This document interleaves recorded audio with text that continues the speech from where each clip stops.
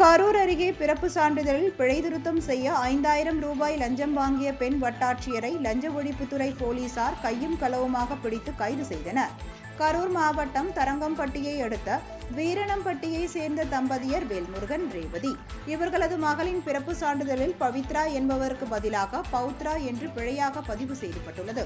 இந்நிலையில் பெயரில் உள்ள பிழையை திருத்தம் செய்வதற்காக கடந்த ஆண்டு பிப்ரவரி மாதம் தரங்கம்பாடி வட்டாட்சியர் அலுவலகத்தில் ரேவதி விண்ணப்பித்திருந்தார். அதன் பேரில் கிராம நிர்வாக அலுவலர், குறுவட்ட அலுவலர் ஆகியோர் விசாரணை மேற்கொண்டு பெயர் திருத்தம் செய்யலாம் என கடந்த செப்டம்பர் மாதம் 4ஆம் தேதி ஒப்புதல் வழங்கினர்.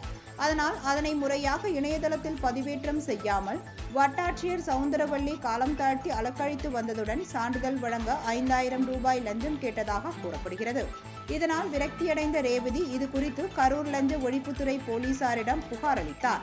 லஞ்ச ஒழிப்புத்துறை போலீசாரின் ஆலோசனைப்படி வேதியியல் பொருள் தடவப்பட்ட 5000 ரூபாய் பணத்தை ரேவதி வட்டாட்சியர் சவுந்தரவள்ளியிடம் கொடுத்தார்.